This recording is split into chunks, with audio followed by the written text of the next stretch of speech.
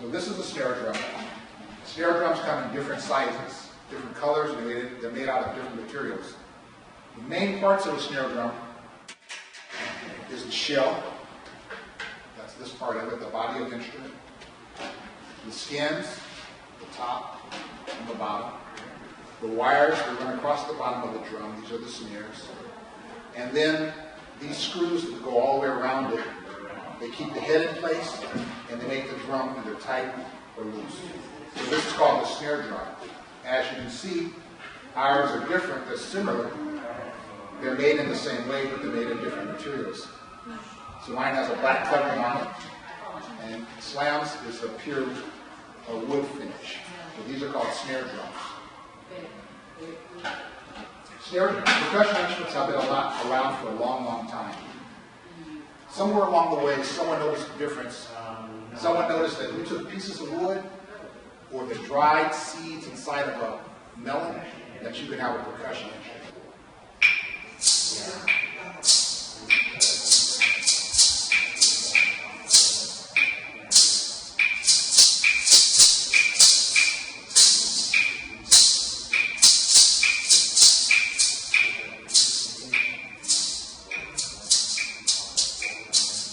So these instruments developed into the claves and the maracas.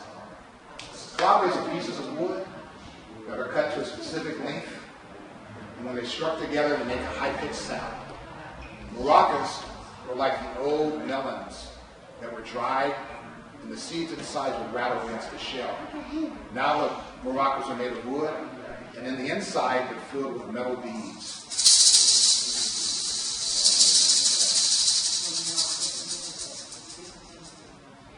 One rhythm that we have that has developed using these very instruments is a rhythm called the CALB. And the CALB is from Afro-Cuban music that was developed by the mixture of Africans with Europeans in the New World and created a new type of music, and it's called Afro-Cuban.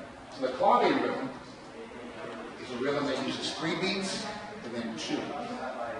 That combination repeats over and over. It sounds like this.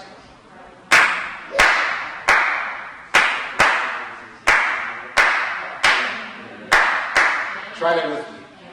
I'll give you 4 beats.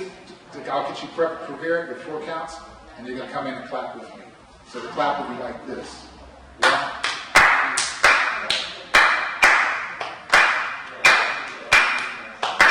Let's try that together. 1, 2, 3, go.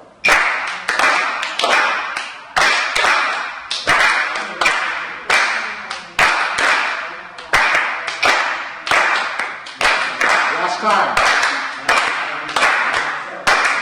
Very good. So that's called the CALB rhythm. And we put it together with the maracas. We have this rhythm. Then we're going to play, and I want you to clap the CALB with me. And we'll do it about 4 times. Okay, here we go. 1, 2, 3, 4.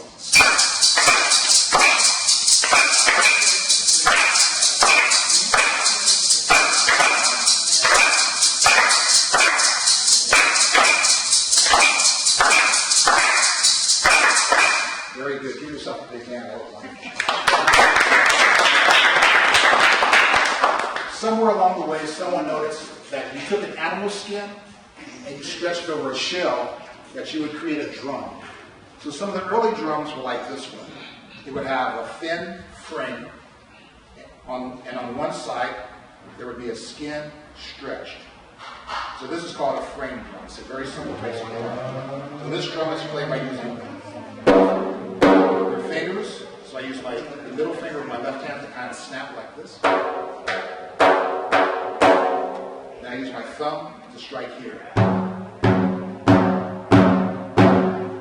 This is called a frame drum. Now Slam, he also has something similar to a frame drum, because if you look at the sides, it has a shallow frame and one skin on top. But you notice his has jingles all the way around. And this is called a tambourine. So they're similar, but they're different because this has an added dimension of sound with metal jingles. We're going to improvise just a little rhythm for you so you can hear how they work together.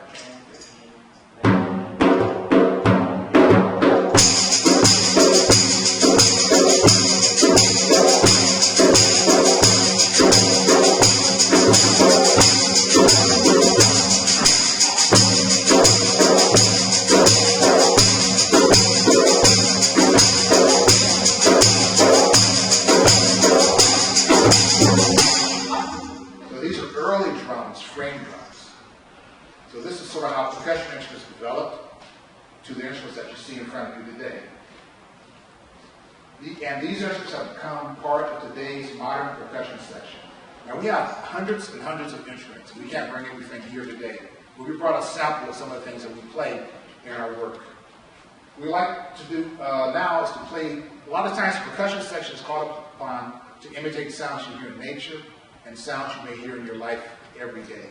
So we're going to play 4 sounds, and we want to see if you will be able to give us, if these will give you a clue as to what we're imitating. Number 1.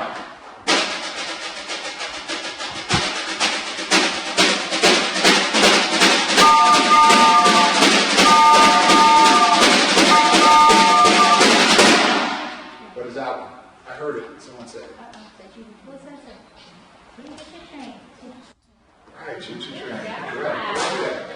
That's, you guys got 1, we're 0. Very good. How about this next one?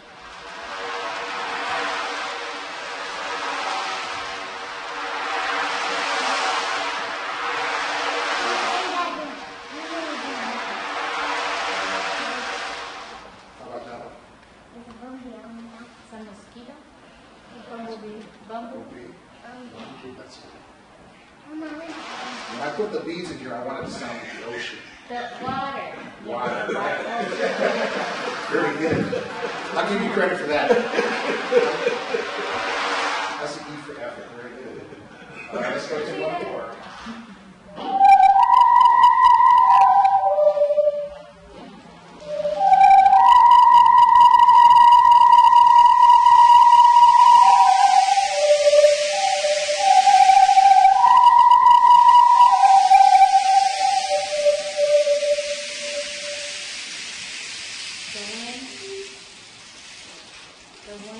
Right. Wind and rain. Okay. 3 for 3. Very nice. Very good. I think this last one's going to stump you because we've been all over the city and no one seems to get this one.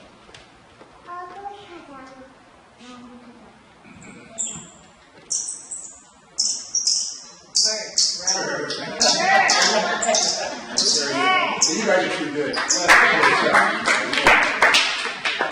So now we'd like to play some music for you using the 2 large instruments you see in front of you. When they started using those sticks as percussion instruments, people heard the difference between small sticks and large sticks. And depending on how small or how large a stick is, will determine its pitch, whether it's high or low. And then people got the idea to put them in combination, to have sticks that were small and got larger towards the end. And they call those instruments xylophones. So through history and through time, the instruments, they were modified and somewhat refined into the instruments you see in front of you today. So this one, on this side, this instrument is called a marimba. And the marimba is basically just a bunch of sticks suspended over a frame with a resonator underneath. And the bars on this side are very large, so they're low, and as you move to the right, they get higher.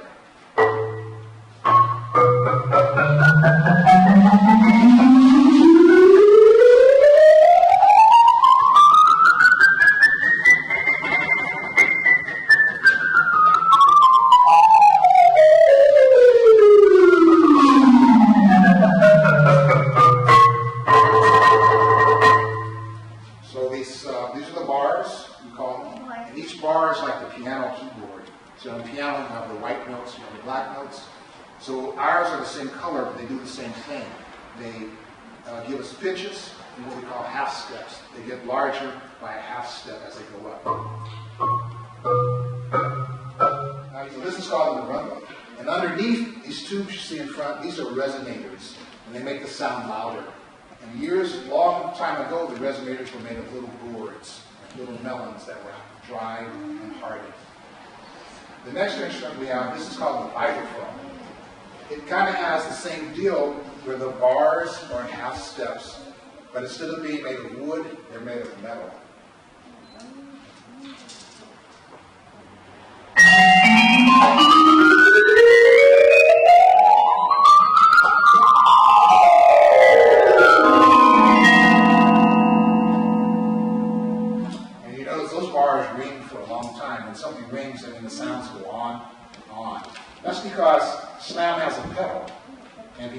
pedal down, it allows the balance to remain. When it lets the pedal go, it stops the sound. We'd like to play a piece for you that features both instruments as a duet. And duets when you have two people playing. And this piece was written by a German composer almost 300 years ago named George Telemann. He lived in Germany. And he lived in the Baroque era. That's a time period in music when we study music. So he wrote hundreds of compositions, and this is just one of them. So this is Sonata number 3.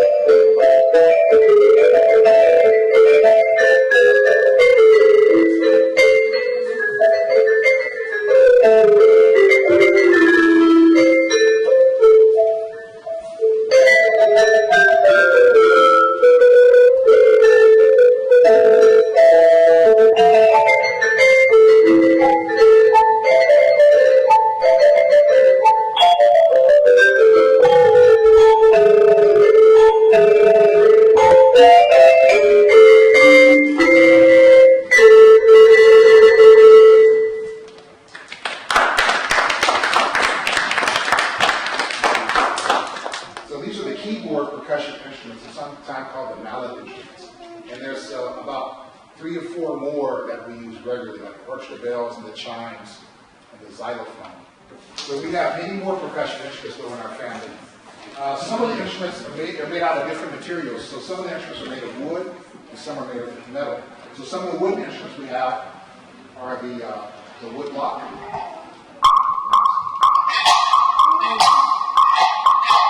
That's the frog.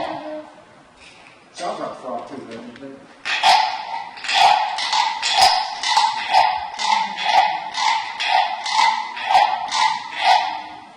And we have the castanets. The castanets come from Spain. They're like pieces of wood that are carved like in the shape of a clamshell. And traditionally they play them with their fingers. That's hard. So we just mount them on handles, play them like this.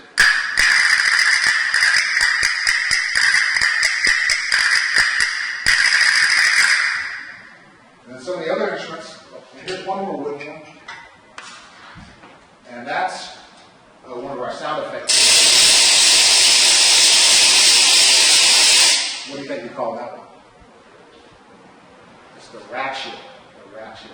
So if they have to wind someone up that's on stage, we use that to create the sound effect. Then a lot of our instruments are made of metal. So some of the metal instruments, the sleigh bells.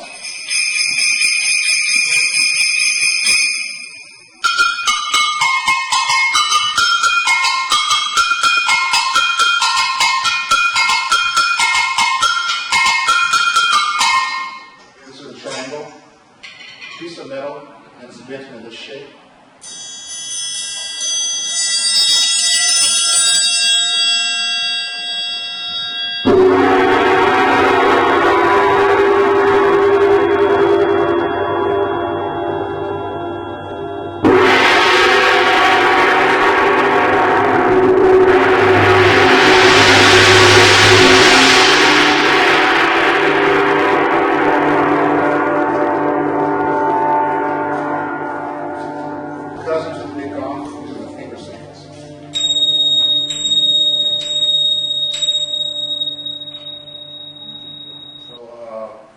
Anything that is hit or struck is a percussion instrument. And that's what percussion means. It means when you strike something. That's how these instruments get their name, they're percussion instruments. We'd like to now help us understand the elements of music. And there are three basic elements we're going to talk about today that go into creating a song. Now the first element, does anybody know what that might be? Or what would you think is the element of music that goes into creating a song? The first thing is melody. Okay, melody. Because melody helps you to convey your message. So if you have some words that you want to sing, melody helps you to do that. So this is a melody you're familiar with.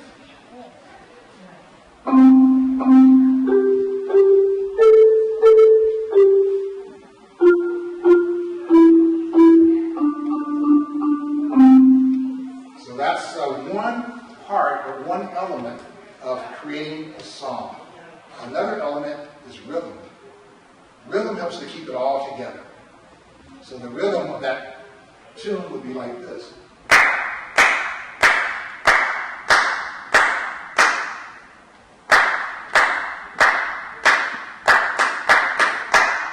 And in order for me to know where the beats are, I use numbers to help me understand the beats and know where they should land. So I count like this. 1, 2, 3, 4. 1, 2, 3, 4. 1, 2, 3, 4. 1, 2, 3, 4. And then the last element we use to help us create a piece of music is called harmony. Harmony is when we have two or more notes that sound or struck at the same time, and they give us chords.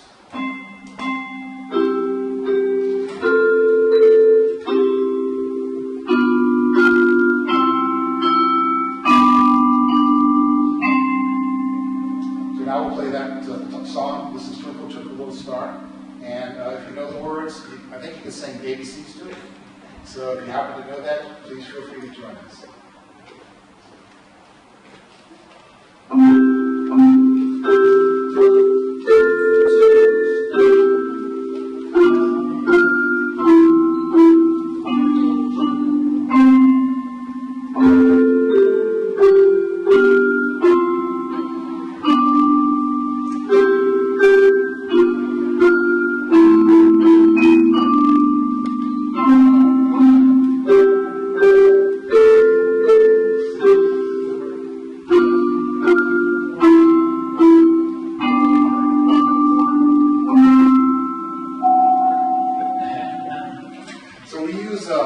Melody, we use rhythm and harmony.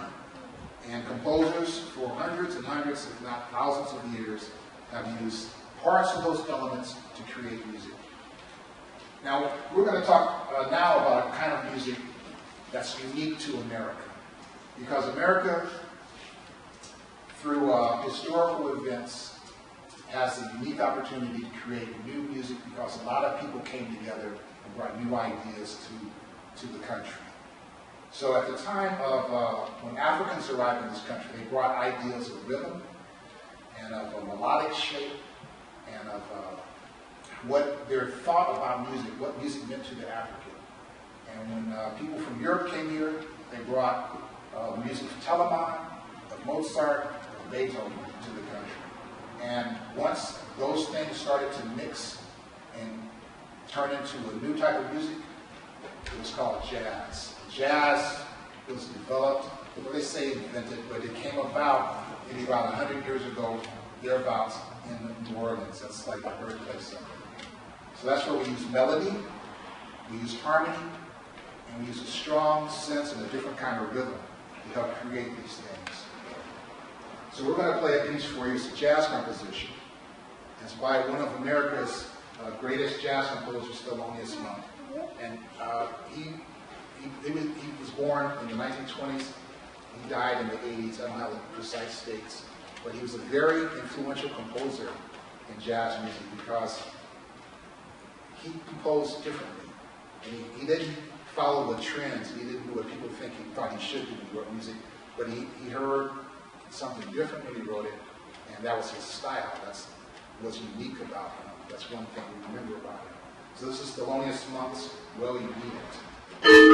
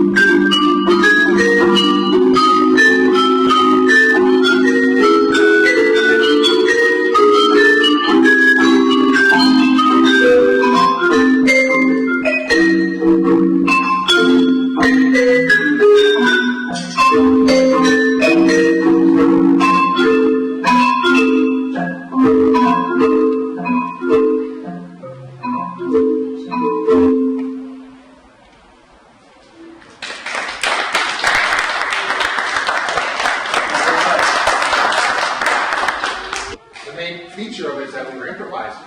So parts of it are established, like the chords and the rhythm, but in the melody, but then we started to make up stuff that was moving along and see where it took us. So that's improvisation is a big part of jazz, and a lot of different other types of music as well, the improvised part.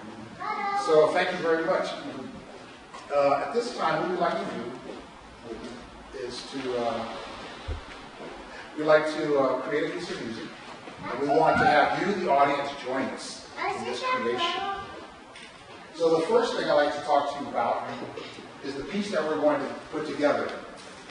Now, how many know what a round is in music? A round. Well, a round is something that you sing, and you sing the melody, and it's like the piece that we played earlier. Other people can join in at different times in the song, and it'll all make sense. So a round that you might be familiar with is something called Brother John or Frère Jacques. So that's this melody.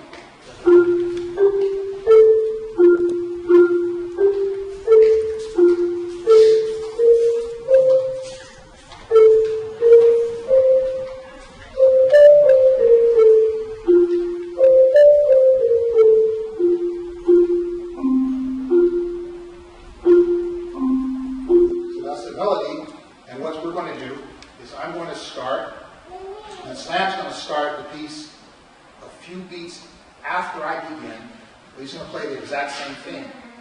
And listen to it match up. It's all going to make sense.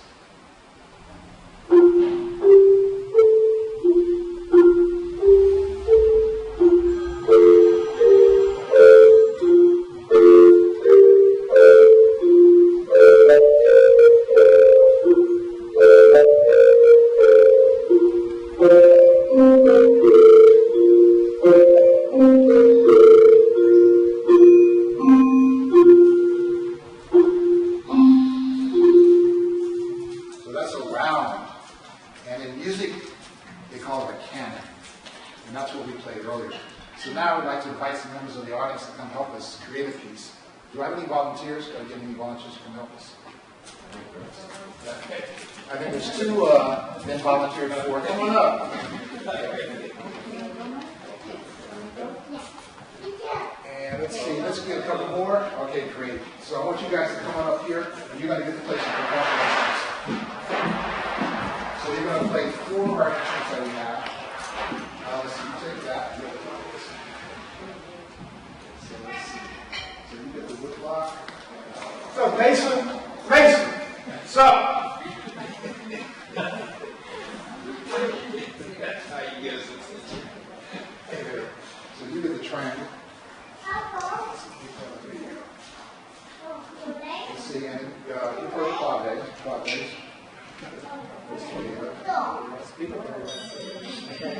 And so you get the fingers of those. So let me have this for a second.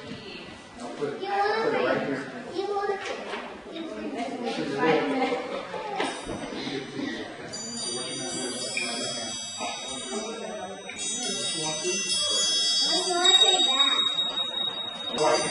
Yeah, once you come on up. Okay. Maybe we can try our bass together. I'll sit up instead. All right, cool. So you can help them out. There you go. Appreciate it. Okay, here's the quad bass. You're going to take these sticks just like this. You got the triangle. And then you're going to need so hit the wood block right on the top. So let the stick face the audience like that. Just right there. Stay one. Let everything be one. Show me one. 1, 2, ready, begin.